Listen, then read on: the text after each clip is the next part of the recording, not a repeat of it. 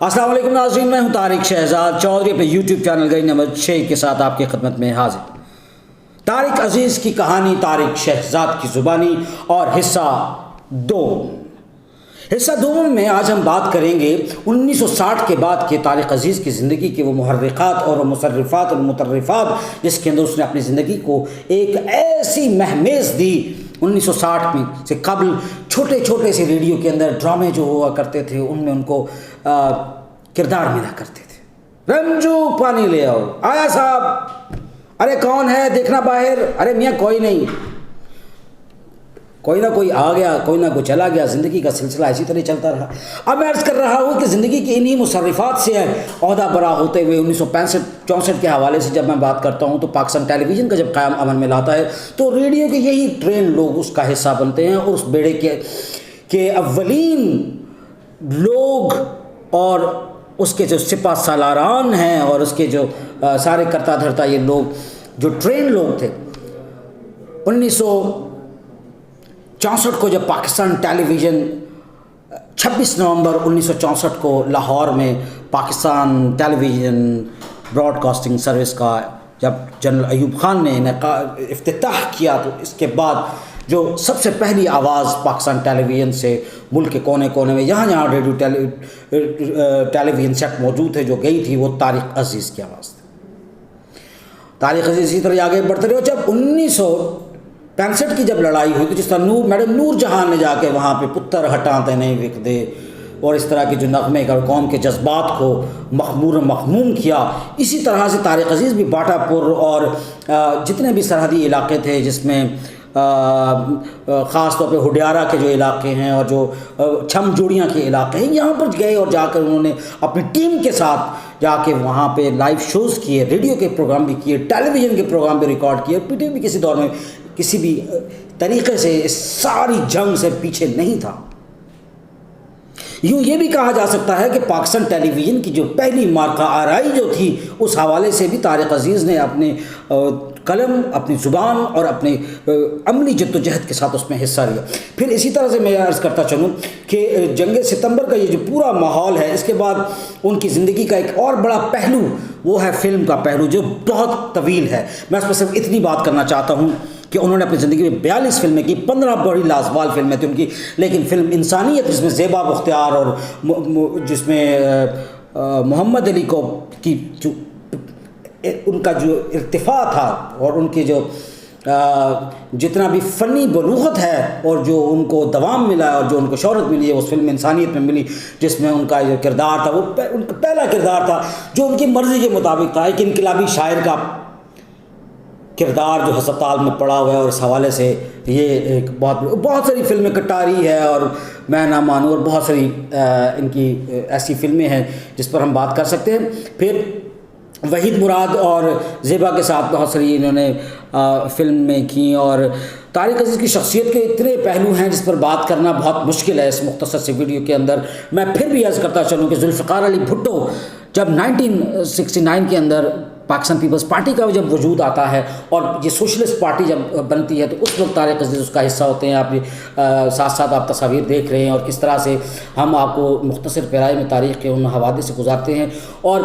Pakistan Peoples party کو 1970 کے عام انتخابات میں پورا انہوں نے مکمل سپورٹ کیا اور اس کی عملی جدوجہد میں حصہ لیا۔ اور پھر اس کے بعد جب یہ قضیہ اکٹھا کھڑا ہوا ہے انتخابات والا، 1970 کے انتخابات والا، اور اس کے بعد پھر جو صورتحال پیدا ہوتی ہے ٹوبا ٹیک سنگھ میں کسان کانفرنس میں مولانا بھاشانی، اور پھر وہاں پہ اور بڑے جو انقلابی تھے وہاں پہ کئی سوشلسٹ وہاں پہ اکٹھے تھے، وہاں پر یہ پہنچے، انہوں نے اپنی نوکری کو بھی داؤ پہ لگایا۔ 5 منٹ وہاں پر انہوں نے بولنے کے لیے مانگے اور تقریباً 4 گھنٹے تقریر کی۔ ہمارے آئیڈیل قومی نقطہ نگاہ سے اگر دیکھا جائے تو ذرا کچھ اور ہونے چاہیے۔ جیسا کہ میں نے شروع میں کہا تھا کہ مجھے غربت سے بہت خوف آتا ہے۔ میں ایسے ہیرو کو بہت پسند کرتا ہوں جو بھلے تاریک راہوں میں مارا جائے لیکن اس کا آئیڈیل یہ ہو کہ وہ سورج کی روشنی से अपने मुल्क के अंधेरों को जितनी जल्दी दूर कर सके और रोशनी को मुल्क पर जितनी जल्दी फैला सके, मुझे वो ज़्यादा अच्छा लगेगा। और इस तरह ये सिलसिला आगे बढ़ता चला गया। ये मैं आपको बताऊं कि वहाँ पर बहुत बड़े बड़े लोग शामिल थे उस प्रोग्राम के अंदर, मिराज मोहम्मद ख़ान जैसे लोग शामिल थे। और ये और रियासत के हवाले से मैं ये अर्ज़ करता चलूँ कि इनको उस वक्त अपनी बहुत सारी जो परेशानियां उनको जो उस वक्त लाहक थी, उसमें से एक परेशानी ये भी थी कि उनका जो रेडियो की जो नौकरी थी उसके हवाले से मैं आपको ये अर्ज़ करता चलूँ कि जो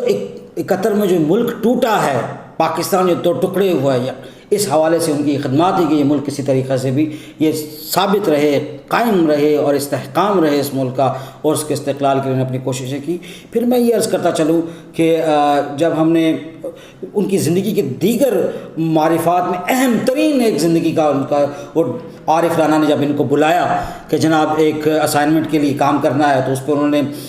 नीलाम घर के नाम से एक ऐसा प्रोग्राम शुरू किया जिसने न सिर्फ पाकिस्तान के अंदर, अपनी पूरी दुनिया के अंदर उसने शोहरत के झंडे गाड़े। लायरी की भी 25 साल बाद खामोश हो गए, लेकिन 42 साल तक इनका ये प्रोग्राम चला। तारीख़ पाकिस्तान के अंदर, पाकिस्तान टेलीविज़न की तारीख़ के अंदर ये पहला प्रोग्राम था जो 1974 में शुरू हुआ। और इसने इस 74 और 75 के अंदर इसने कराची से जब अपने आगाज़ लिया तो तेज़ गाम नहीं था। ये 200-400 रुपए के एक बैंड का रेडियो इस्त्री और छोटे छोटे इनामात जो खुद जाकर ये दरियूज़ा गरी जा कर के करने के बाद इनको वो इनामात मिलते, लोग टाइम नहीं देते। और फिर आहिस्ता आहिस्ता आहिस्ता आहिस्ता उसने एक ऐसा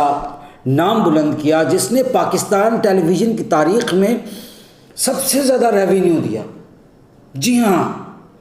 पाकिस्तान की तारीख़ के अंदर कोई प्रोग्राम ऐसा नहीं जितना रेवेन्यू इन्होंने दिया। और ये पहला वो मौका था जब पाकिस्तान टेलीविज़न ने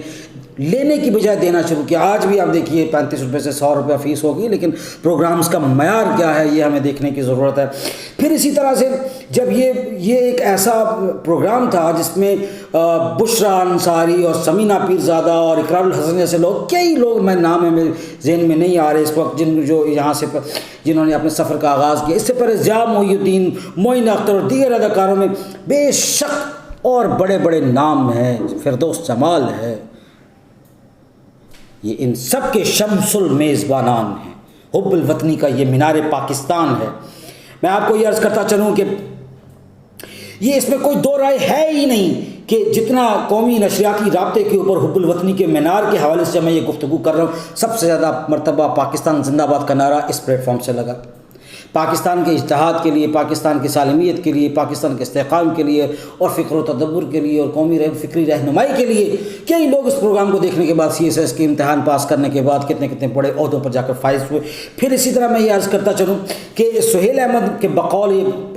1990-91 के करीब की ये बात है कि अवार्ड शो था इस्लामाबाद के अंदर, घन घरज आवाज़ तारिक अजीज़ साहब स्टेज पे मौजूद थे और ज़िया मोइनुद्दीन,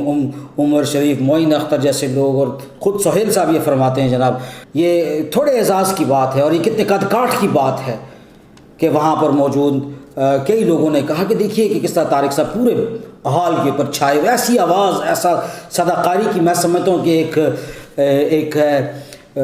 मरवरीद शख्सियत अगर इनको कहा जाए तो ये कम नहीं होगा। और उन्होंने अपने दौर के महंगे तरीन कौम पर वाक़ हुए 10 लाख रुपए फ़ी घंटा भी उन्होंने लिया और कई लोगों ने इस पर एहतजाज किया, कहा कि तारिक साहब ने जिसने मुझे जिसकी ज़रूरत है मुझे बुलाएगा, मैंने अपनी कीमत लगवाना, कहाँ फुटपाथ और कहाँ 10 लाख रुपए फ़ी घंटा। ये बात गौर करने की है कि इंसान किस्मत के साथ तो चलता है लेकिन अपनी नैया को पार करने के लिए और अपने ख्वाब को शर्मिंदा ताबीर करने के लिए हौसले और अज़्म की कश्ती पर सवार होना होता है। फिर अर्ज़ करता हूँ कि कॉलम के अंदर, कॉलम्स जो उन्होंने लिखे हैं अखबारात के अंदर, इतने मज़े के कॉलम है, उसके नाम से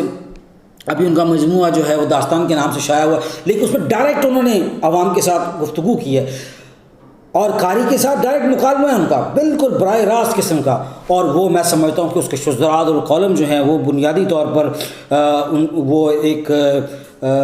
शहपारों की हैसियत रखते हैं हमारे यहाँ। इश्क के हवाले से भाई कितनी सरखेज़ ज़मीन है, इश्क फरमाया और फरजाना नामी खातून से जो उनका इश्क उसका उन्होंने खुद इकरार भी किया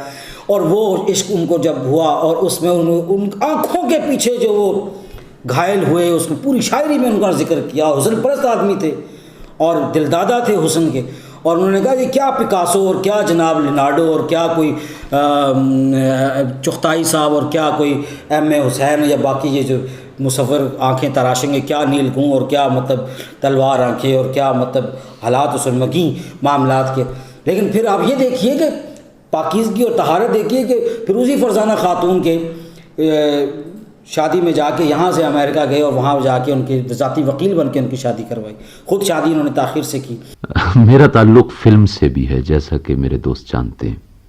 فلموں میں یہ ہوتا ہے کہ ایک اچھا بھلا انسان، اچھا بھلا آدمی اپنی ساری زندگی محض ایک اپنی پسند کی شریک حیات کی تلاش میں تلف کر دیتا ہے. حالانکہ زندگی تو اس سے اعلیٰ اور عرفہ کام کے لیے وقف ہونی چاہیے. اور پھر یہ سلسلہ بھی جب آگے بڑھتا ہے، وہ نازیہ حسن پاکستان کی ایک معروف سنگر گزری ہیں، زہیب حسن اور نازیہ حسن، یہ دونوں پاپ میوزک ان کا یہ ماموں تھے، ان کے ساتھ شادی. یہ عرض کرنے کا مقصد ہے کہ کتنی اہمیت ہے اپنے اس سچے جذبے اور محبت اور عشق کے ساتھ. وہ بھی ان کی اس کی خوشبو جو ہے ان کی مٹی کے اندر گندی ہوئی تھی. پھر میں آپ کو بتاتا ہوں ڈاکٹر ہاجرہ کے ساتھ ان کی جب شادی ہوتی ہے تو وہ بھی آج کے پی کے سے تعلق رکھتی ہے. ان کی زندگی بڑی محبت کے ساتھ بڑی خوشگوار زندگی گزری. اللہ تعالیٰ نے ان کو اولاد میں ایک بیٹا عطا کیا، لیکن اس کی عمر نہ ہوئی، لیکن انہوں نے بہت سارے یتیم بچوں کو پالا. میں آپ کو یہ یقین سے کہہ سکتا ہوں، بہت کم لوگ جانتے ہیں کہ دارالشفقت چوک یتیم خانہ لاہور میں جو انہوں نے، ایک تو ان کی جنرل باڈی کے کونسل کے ممبر تھے، پھر پاکستان میں پہلی مرتبہ انہوں نے وہاں امریکہ سے ماہرین منگوا کر بچوں کو یتیم خانے کے اندر گھر کا ماحول دینے کے لیے جو انہوں نے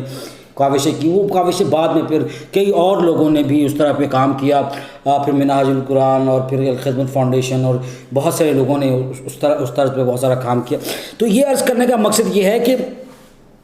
یہ نہ صرف انہوں نے فنڈ کیا، دامے سوکھنے چلے، یہ زندگی کی رعنائیاں ہیں، خوبصورتیاں ہیں، کہاں کہاں ایک اور دوسری بات یہ ہے کہ وہ لیفٹ کے انسان ہونے کے باوجود سیاست کے اندر بیوی بیگم ان کی، انہوں نے عمران خان کے خلاف 1997 کا جو الیکشن لڑا، اس کے بعد 50,000 ووٹ سے موجودہ وزیر اعظم کو شکست دی، اور اس کے بعد اسمبلی میں گئے اور اس میں پھر ایک بہت بڑا قضیہ کھڑا ہوا ان کے اس دور میں جو سپریم کورٹ حملہ کیس کے نام سے مشہور ہوا. اور اس میں انہوں نے یہ کہا کہ میں اللہ تعالیٰ کو حاضر ناظر جان کے کہتا ہوں کہ مجھے سارے معاملے کا پتہ تھا لیکن میرا اس میں کوئی کردار نہیں. بہرحال یہ ان کی شخصیت کا ایک حصہ ایسا رہا ہے جس پہ گفتگو ہوئی اور اس پہ بڑی تعزیر اٹھی اور اس پر بڑی تنقید کی گئی. پھر دوسری بات یہ ہے کہ ان کی زندگی کا جو اہم پہلو یہ ہے کہ 2002 میں ان کی بیگم ڈاکٹر ہاجرہ، انہوں نے مسلم لیگ کاف کے ٹکٹ پر 2002 سے 2007 تک وہ ممبر قومی اسمبلی رہی. یوں فٹ پاتھ سے قومی اسمبلی تک جانا، گھر کے 2 افراد تھے، دونوں کے دونوں قومی اسمبلی کے. تو ملک کو کیسے دیکھا اور کس طرح سے یہ ساری چیزیں جو انہوں نے محسوس کی ہیں. میں اس میں یہ بھی عرض کرتا چلوں کہ طارق عزیز کی زمین بہت زرخیز تھی، بقول اس کی کہ طارق صاحب نے کہا کہ میری پیاس زیادہ تھی، مجھے چشمے کم ملے. ہم نے طارق صاحب کو ضائع کیا، ہم نے ان سے وہ شخصیت جو ہم حاصل کر سکتے تھے، ان سے جو فائدہ حاصل کر سکتے تھے، وہ صرف چند ڈگری کے کاغذ نہیں ہیں. ہمارے ہاں ڈگری لے کے بیٹھے ہوئے لوگ، اور ڈگری جو ہے، دیکھیے آپ کس طرح سے زندگی کا سفر جو ہے وہ بڑھتا چلا جاتا ہے. کہاں کالو دیو اور نیلم پری، اور پھر کہاں تفسیر قرآن تک انہوں نے اپنا جو مطالعے کا جو سفر ہے وہ انجام دیا. اور پھر اسی طرح سے ان کے جو اب آخری زندگی جو ان کی گزری ہے پچھلے 2-4 سال، اس میں ان کو جان بوجھ کر فعال نہیں رکھا گیا. دیکھیے جب پروگرام شروع ہوا تھا تو نیلام گھر تھا، پھر یہ طارق عزیز شو ہوا، اور پھر جب یہ بزم طارق عزیز ہوا تو بزم طارق عزیز میں وہی 500 کے انعامات اور وہی آپ نے چند چھوٹا سا حال اور چند لوگوں کی کرسیاں اور اسی طرح کے، یعنی کہ ہم نے اپنے ہیروز کی قدر کرنا جو ہے نا، یہ ہم نے مسلمانوں نے پلے باندھ رکھا ہے کہ ہم نے اپنے ہیروز کو کریڈٹ نہیں دینا، ان کو خراج تحسین نہیں پیش کرنا. اور یہ تاسیس ہونی چاہیے اور یہ تخصیص ہونی چاہیے کہ ملک کے لیے جن لوگوں نے کام کیا. پھر میں تفسیر کے حوالے سے یہ بتا رہا ہوں کہ تفسیر کے ساتھ ساتھ آخری دنوں میں جو انہوں نے اپنا، میں بڑے حیرانگی، بڑے ہی فرط جذبات میں، میرے پاس یہ لفظ نہیں ہے کہ میں کتنا برانگیختہ اور کتنا میں متجسس اور کتنا میں غیر آسودہ خاطر ہوا یہ بات سننے کے بعد کہ آخری زندگی کے اپنے آخری دور میں جب یہ فوت ہوئے تو اس وقت ان کے زیر مطالعہ مولانا ابوالکلام آزاد کی تحریریں تھیں. تاریخ سے شغف رکھنے والے، تحریک پاکستان کو جاننے والے یہ لوگ جانتے ہیں کہ مولانا ابوالکلام آزاد ان لوگوں میں سے شامل ہے جو کل جمعیت علماء ہند کے وہ لوگ جو پاکستان کے اس نظریے کے حامی نہیں تھے اور یہ سمجھتے تھے کہ اس کا کوئی اور حل ہونا چاہیے اور ہمیں یہیں رہ کر جدوجہد کرنی چاہیے. تو یہ آپ دیکھیے کہ مجھے ان کے آخری اشعار جو انہوں نے اپنی کتاب کے اندر خاص طور پر جو لکھے ہیں ہمزاد دا دکھ کے اندر، اور پھر اس کے علاوہ جو ابھی یہ کہ وہ انہوں نے کہیں یہ شعر آخری دنوں میں بولا بھی ہے کہ کشتیاں ڈوب گئی ہیں اپنی، اب دریا لیے پھرتا ہے مجھ کو، کبھی یہاں کبھی وہاں لیے پھرتا ہے مجھ کو. تو میں عرض کر دوں کہ آخری دن ہے، اس میں بھی انہوں نے وہ آگے بڑھے اور انہوں نے کیا مطلب کس طرح کانپتے ہاتھوں کے ساتھ بھی انہوں نے اب یہ آپ کے ساتھ یہاں پہ ان کی آخری ٹیوٹس چل رہی ہیں. آپ دیکھیے کہ کس طرح انہوں نے قوم کے ڈاکٹرز کو، پیرامیڈیکل سٹاف کو اور جتنے بھی معاونین ہیں ان کو خراج عقیدت پیش کیا ہے. اسی حوالے سے زندگی سے جب دل اٹھ جاتا ہے تو کیا ہوتا ہے، کوئی وجہ ہوگی بیچارے کے اندر. ہمارے وہ روزنامہ جنگ لاہور سے اسلم ملک صاحب ہیں جو سب ایڈیٹر ہے، ان کے ساتھ ان کی گپ شپ چلتی رہتی تھی کبھی کبھار. تو انہوں نے فون کیا، امیر خسرو کے کسی فارسی کلام کے حوالے سے ان سے بات ہوئی تو وہ کلام نظر سے گزرا تو اسلم ملک صاحب نے فون کیا تو طارق عزیز نے چھٹو جی میرا دل ہی نہیں، من ان کسی چیز دلچسپی ہی نہیں. تو وہ کہتے ہیں کہ مجھے لگا کہ طارق عزیز صاحب کا اس دنیا سے دل اٹھ چکا. پھر یہی دیکھیں کہ یہ جو لہو میں ڈوبے تمام موسم گواہی دیں گے کہ تم کھڑے تھے، یہ اصل میں اس کی اپنی زندگی، وہ جو حمزات کی جو رگ ہے نا، اس رگ کی شر رگ جو ہے اس کے عمیق دزدیدہ اور تشتزبان پہلو جو ہے نا وہ یہ پیغام دے رہے ہیں. کانپتے ہاتھوں کے ساتھ اس نے یہ پیغام دیا قوم کو جاتے ہوئے. فعال تھا یہ، ہم نے اس کو اور ہم نے اسے کام نہیں لیا. میں ابھی عرض کر چلوں گا ہمارے وزیر اعظم صاحب کا جو ان کی یہ ٹویٹ آپ کے سامنے چل رہے ہیں، دیکھیے جو ان کا ٹویٹ اس کے حوالے سے اور پھر شاید یہی وجہ تھی کہ انہوں نے اپنی قبر کے لیے جو خطبہ لکھا ہے، خود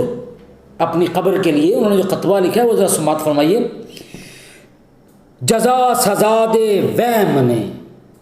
جزا سزا دے وہم نے کچھ بھی کر نہ دتا، زندہ ریاں تے سیم نے، زندہ ریاں تے سیم نے چچ نال مرن بھی نہیں دیتا. تو عرض یہ ہے کہ اصولی طور پر میں یہ سمجھتا ہوں کہ ان کا بہت بڑا کردار ہے پاکستان کی اس تاریخ کے اندر. پاکستان کی حب الوطنی کا جو میں مینار کہتا ہوں، اس حوالے سے انہوں نے ہمیشہ پاکستان کا سب سے زیادہ مرتبہ نعرہ لگا، پاکستان کی سب سے بڑی آواز تھی، پاکستان کا ایک بہت بڑا انقلابی چہرہ. بہت سارے میدان ہیں اور یہ ڈاکٹر مہدی حسن کی میں بات نہیں کر رہا، لیکن میں یہ حقیقی طور پر یہ آپ کے سامنے یہ سوال رکھتا ہوں کہ کیا یہ شخصیت مہدی حسن جیسے گلوکار اور میڈم نور جہاں سے بڑی نہیں تھی؟ اور نور جہاں کے حوالے سے بھی یہ بتاتا چلوں کہ وہ بھی ان کی بہت بڑی فین تھی، بہت مرتبہ ان کے گھر آتی تھی اور اکثر ان کے ہاں آتی تھی اور بڑی بے تکلف ہوئی تھی. طارق عزیز کے ہاں سب سے زیادہ اگر کوئی آیا ہے تو میڈم نور جہاں آئی، گو کہ وہ بے شک اپنے گانوں کی اصلاح اور تلفظ کے حوالے سے بھی آتی. پھر میں یہ عرض کرتا چلوں کہ حمزات کا دکھ جو انہوں نے کتاب لکھی ہے، حمزات کا لفظ جو ہے یہ ایک فلسفی استعمال کر سکتا ہے، ہم ذات اپنی ذات کی شبیہ. اور پھر اس حوالے سے انہوں نے پھر داستان کا جو کالمی نظریہ اور لکھا اور آخری کتاب جو اب یہ لکھ رہے تھے اپنی زندگی کی سوانح حیات، فٹ پاتھ سے پارلیمنٹ ہاؤس تک، تو اس حوالے سے بھی آپ یہ دیکھیے کہ وہ آخری زندگی جو ہے ان کو تنہا کر کے، ان کو الگ کر کے ان کو دنیا سے گئے اور رات کے اندھیرے میں سورج، میں اسی لیے نہیں کہتا کہ غروب ہوا چند کا. اور یہی بات ہوئی ٹیپو ٹرکوں والا کا جب جنازہ اٹھا تو لاکھوں لوگ تھے جو ٹرانسپورٹر تھا، لیکن جب آواز دوست کے مصنف اور لوح ایام کے مصنف مختار مسعود جب دنیا سے جاتے ہیں تو اسی طرح چند لوگ ان کو جا کے رات کے اندھیرے میں قبر میں اتار کے آتے ہیں. یہ ماتم ہے اس قوم کے لیے جو قوم سمجھتی نہیں ہے کہ اپنے ہیروز کو اپنے استقبال کیسے کرنا ہے, ان کو الوداع کیسے کرنا ہے. جیسے اقبال کے حوالے سے کہا گیا تھا, اور چندر رام پوری نے کہا تھا کہ جب اقبال کے جنازے میں لمبے لمبے ٹنڈے لگائے ہوئے تو انہوں نے کہا یار تم اقبال کو رخصت کرنا بھی تم لوگوں کو نہیں آتا. اور یہی وہ بات ہے جو میں تحت لفظ عرض کرنے کی کوشش کر رہا تھا. وزیر اعظم صاحب, پاکستان کے تمام دانشور صحافی, تمام اہل خیر, تمام اہل سرشت, تمام دانشمندان, آپ سے گزارش ہے کہ کم از کم طارق عزیز صاحب کو ستارہ امتیاز دینا چاہیے. ان کے نام پہ بلڈنگز کے, روڈ, سڑکوں کے نام رکھنے چاہیے, عمارات بنانے چاہیے, آرٹ کے ادارے بنانے چاہیے. اور خدا را ان کو تسلیم کریں یہ آپ ہی کی. اگر صرف بات سرکاری اعزاز کے حوالے سے تھی تو 65 کی لڑائی میں یہ بھی آگے گئے تھے, صرف میڈم نور جہاں نہیں تھی, اور یہ ہم سے بڑا کریکٹر ہے. اور دوسری بات یہ ہے کہ جو لوگ واقعی بچے ہیں ان کی قدر و منزلت جانیے اور ان کو سنبھالیے. یہ ریاست کی ذمہ داری ہے. یہ آنے والی نسلوں کے حوالے سے بھی عرض کرتا چلوں کہ یہ ان کی جتنی بھی خدمات ان سے استفادہ حاصل کریں. اگر یہ کام کے قابل نہیں بھی ہیں تو انہیں کم از کم اچھے طریقے سے ان کو رخصت کیجیے. اور میں یہ سمجھتا ہوں کہ پرائڈ آف پرفارمنس تو ہر اس مغنیہ کو مل گئے, ہر اس رقاصہ کو مل گئے جو کسی رات کے اندھیرے میں کسی وزیر کے ہاں جس نے جا کے گھنگرو اور پائل باندھ کر اس نے چند تالوں کے اوپر رقص و سرور کی محفلیں سجائی. تو عرض کرتا ہوں آخر میں کہ زندگی سے سمجھوتوں اور شہرت کی داستان طارق عزیز ہے. طارق عزیز ہمارے ہاں زندہ رہے گا. طارق عزیز کا یہ جو جام وہ پی گیا ہے شہرت اور سمجھوتوں کو ملا کر, یہ اسے مخمور رکھے گا. ہماری زندگی میں پہلے ہی دانشور لوگوں کی کمی ہے. میں سمجھتا ہوں کہ اب یہ وقت ہے کہ ہمیں دیکھتی آنکھوں سنتے کانوں طارق عزیز کا سلام پہنچے کو بہت ہی عمدہ طریقے سے رخصت کرنا چاہیے. جزاکم اللہ خیرہ. پاکستان زندہ باد. Produced and marketed by Zafin Solutions.